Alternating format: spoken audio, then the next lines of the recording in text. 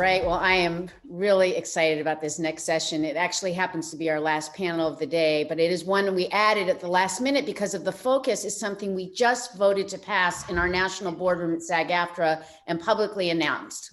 Yay, so good. I want us to talk about social media influencers. You may ask, why are we talking about influencers at a conference on innovation? Well, I have to say that innovation comes in all forms, right? So influencers built an entirely new way to deliver content and to promote products and services, creating new ways to put brands and products in front of customers. So you need to look no further than the ways in which advertisers around the world allocate their budgets, big or small, to influencers for you to understand the grand scale of this innovation. Surely such a vital engine of digital commerce is richly rewarded and protected, right? I mean, it makes sense. Well, at their core, like many of us, influences are gig workers. And though many have what looks to their followers like a charmed or glamorous life, just like you think in our industry, all of us have that, just like our gig workers, they often lack important rights and protections like fair and decent wages or health and pension benefits, the things that are offered by a strong union. SAG-AFTRA's new influencer agreement was created in response to the unique nature of influencer-generated branded content and offers a new way for influencers to work under a SAG-AFTRA agreement.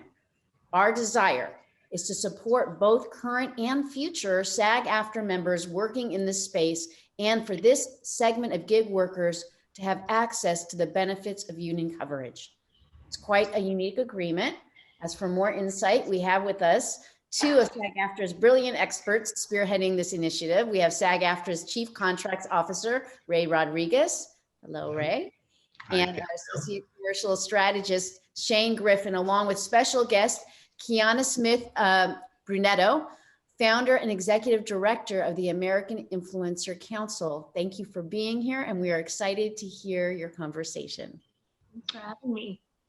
Thank you very much, Gabrielle. We really appreciate the opportunity to talk about this very important and exciting issue that we are taking on here at SAG-AFTRA.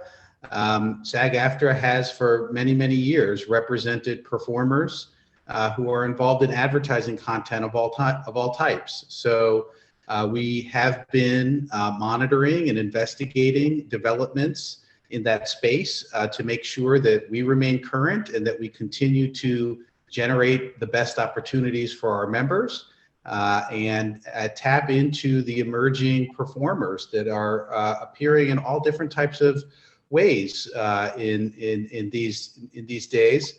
And so it was as a result of that research and that focus, of which Shaine was a major part, that we really recognized the growth of influencer marketing, the community of performers that had risen up around delivering this type of content and doing these types of branded advertising deals and finding a new way to make money and to thrive as performers. And indeed, many of our own members, our traditional membership base, are offered these opportunities as well. They're very interested in these opportunities. We're very interested in capturing it for them and in creating a path for the performers of the future to remain part of our union, which I think is critical if we're going to remain vital and current. And so I really applaud our national board for adopting this approach and giving us the opportunity to do that. And we're not the only game in town. We are joined by someone who has been active for a while in representing folks in this space. And you were just introduced to her. Her name is Qianna Smith Bruneteau, I believe, if I got that right. She is with the American Influencer Council. And Qianna, I was hoping you could tell us a little bit about the American Influencer Council and how you came to find yourself in this role. Yeah, so the American Influencer Council is the sole not-for-profit membership trade association in America created by and for career creators. Our mission pillars are really rooted in learning and development, standardization and professional ethics, public goodwill, consumer transparency, and we started the council really recognizing that creators are American small business owners.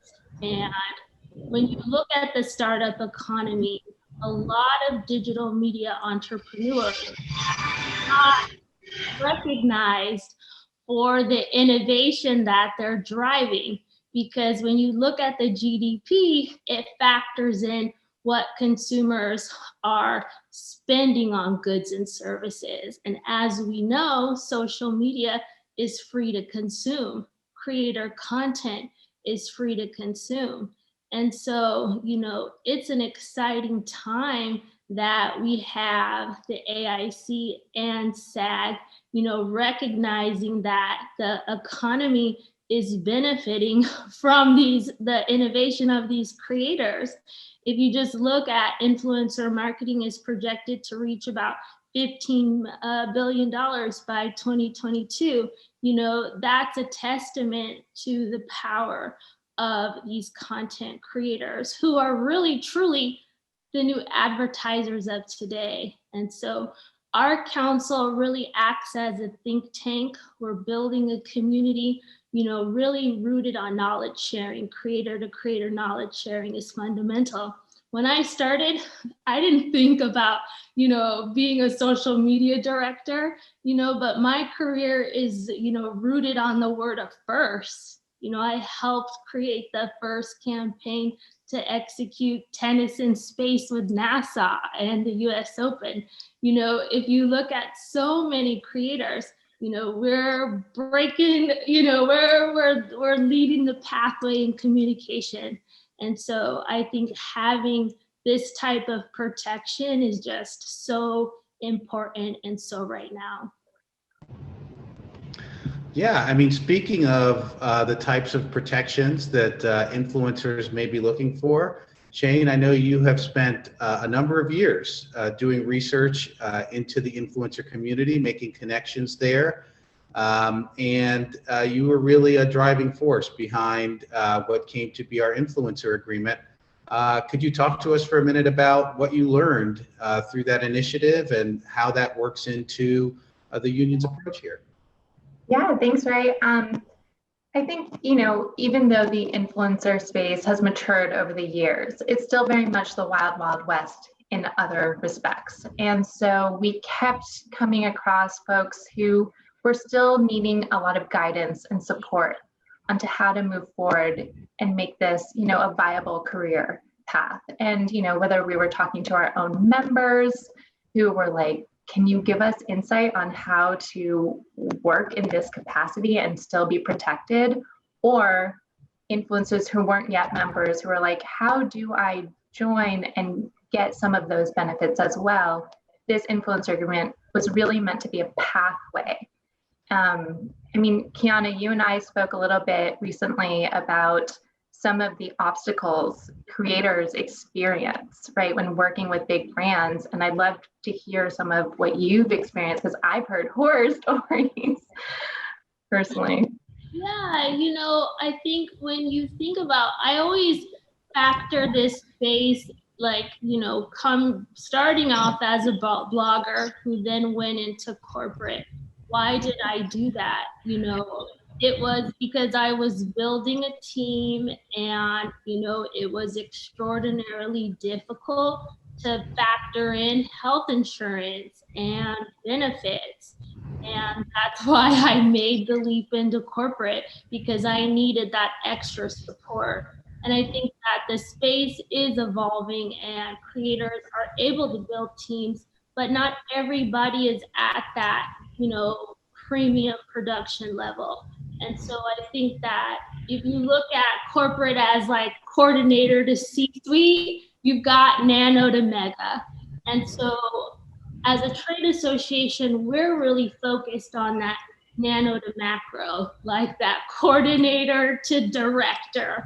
And I think it's important as professionals that you have growth. Not everyone wants to be at that C-suite, but they want to have business tools and resources to grow. And they want to know that they can save for their future. And they want to know that their teams are going to be able to also achieve their dreams. And I think that, you know, what both of our organizations are doing is trying to help protect and also provide resources and tools for these professionals. Qianna, Yeah, really, absolutely. No, go uh, ahead, Shaine. Qianna, you spoke briefly on, providing resources for nano all the way to macro influencers, meaning influencers with a few hundred followers all the way to over 100 million. And that's actually something we took into consideration in the development of the influencer agreement. We did not put in follower counts or certain criteria about having a blue verification check mark next to your name on Instagram, because we recognize that brands are engaging with folks across the entire scale, right? And we want to make sure folks are protected and have access no matter where they're at in their career. So, that's something we're really aligned on. And I think, our industry, a lot of creators are working in a silo. And something that we're trying to do is really build community and encourage creators to think of themselves as colleagues. So when brands are acting as bad actors, they know that they have a community to talk and take those issues to. And that is fundamentally so important, because you need that community that has your back, right? But people are scared to speak up for themselves. People don't realize their bargaining power. They don't know their worth, because you're young and you don't realize what you're doing, but the brands do. And there's a lot of exploitation in this industry. And so how do we help young people? And I think that is fundamentally, like, myself as a business leader, why did I want to do this? Why did our founding members come into the organization? It's because we as leaders know that it's so important to help the younger generation, have the resources and community that they need to mature. Yeah, I mean, what you're saying really resonates, Qianna, with the union. This is an organization that represents a performer community that were, gig workers before there was such a thing as gig workers. And a lot of, the needs for community, for the ability to do something really practical, like accrue a pension and qualify for health benefits, are problems that the union has spent many decades working to solve for its membership. And I think that's, one of the things that we wanted to be able to extend to the influencer community, is a path to achieve those same kind of hallmarks of a professional life. Even as you pursue what is your passion, you're making money for other people, you deserve to have a reasonable standard of living as well, and to share in the wealth and in the value that you are creating. And so the ability to do things like accrue health benefits and work towards a pension, I think, are really critical for that, as well as, the community aspect and having an organization at your back that helps you to understand what your value really is. I have been told by members in the past that, it might not have occurred to them to ask for as much money as the contract provides for them to be paid. And that really is a failure to recognize your own value, which of course is understandable. I think it happens to all of us, but I think connecting with organizations like yours and with SAG-AFTRA is really going to be important for this community to address some of those same challenges. Yeah, and just to underscore, this is not just a tool meant to help support folks who are not members yet, right? This was also meant to help our own members who are now jumping into the influencer space. Because Qianna, we were talking about this, there seems to be a cross-pollination happening where more and more influencers are moving into traditional and more traditional are moving into this new frontier. So this tool is really meant not only to support influencers, but also our own members who want more opportunity to express themselves. Yeah, and because earn money. A lot of requests from actresses and actors to join the AIC. And I just think that, both our spaces in terms of this idea, Ray, and you said performer, and that really resonates me, because as a creative or creator, you know, you are putting a product out in a free domain, and you know, creators produce something that either inspires, educates, entertains, or empowers. And I think that is core to SAG actors. You know, we're all really doing something that fundamentally services the community, because, you know, consumers are, you know, watching it, reading it, and being inspired by it. And I think that there's so many blurred lines. And, you know, as creators are the new advertisers, and, you know, we're all marketing, and marketing's changing the way, and social's leading the way, and social commerce, so many exciting things happening on that front that, yeah, I think that it's just so needed, this agreement. Yeah. I mean, everything you're saying feels like, no, Shaine, you go. No, it's all you, Ray. No, I was really just going to editorialize and say what you're talking about as far as the needs of that community. It goes right to the core of what SAG-AFTRA is here to do. And as you know, we have had conversations about what our mission is. You know, we could have almost written our mission statement out of your comments, because it's really clear that that there's an alignment between what this community needs and what the union is positioned to deliver for them. And I know that it speaks directly to a lot of the challenges that people have. Yeah, and I think it would also be great, Shaine, to touch upon, you know, this being video first. And I think that, you know, the social media since 2018 has really been moving towards a video first industry. You have, you know, Instagram Reels, TikTok, you know, thriving, Snapchat launching, Spotlight. You know, video is king. And so I think that this agreement is also just really important as creators realize the power of video and how important that is in the communication landscape as well. Absolutely. I think it's also really important to recognize that creators, you know, are performers. They also do a variety of other services, like the creative, oftentimes the production and the distribution. And one of the things that make this agreement so innovative and unique is we take all of that into consideration. And I am so excited for folks to start learning more about the agreement. I mean, we've been working really hard for years on crafting something that reflects the needs of this community in a way that's not going to jeopardize anyone's ability to get work, but instead be a tool so that folks can get more work and get coverage and get access to benefits and protections and community, right? So we're super excited. Yeah, I think that's music to our members' ears. I know that we're going to be coming up on time soon, so I wanted to ask you, Shaine, and you, Qianna, if you have any final thoughts that you'd like to share with us. I think that creators really need to start learning about, you know, this agreement, and we will be putting out more information and absolutely holding a town hall so you can ask more questions. So stay tuned on that. Yeah, and I'll just end with saying, you know, please check out our website for more information, educate yourself, reach out to us. We have a dedicated email address to answer folks' inquiries, influencer@sagaftra.org.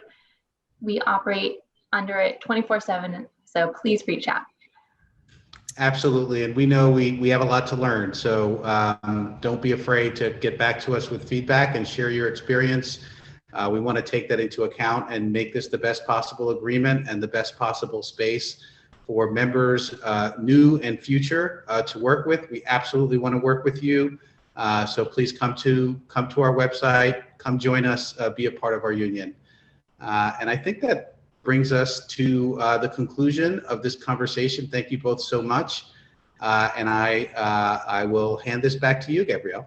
Thank you, Ray. Thank you, Shaine. And thank you, Qianna, for sharing great insights. This is actually something for us. It reflects this new agreement, not only for the influencers who are not a part of our union and who are going to become a part of our union, but for our members who are actively working and looking to create this type of work themselves. We've now created an agreement that allows us to move forward and embrace everybody, to give you all a sense of self-determination and the sense of being able to work again with dignity and respect to get what you deserve. So thank you everybody for doing this. It was really wonderful. And we invite you again, as Shaine said, to visit our website for details. And that's it. Thank you so much. Thank you.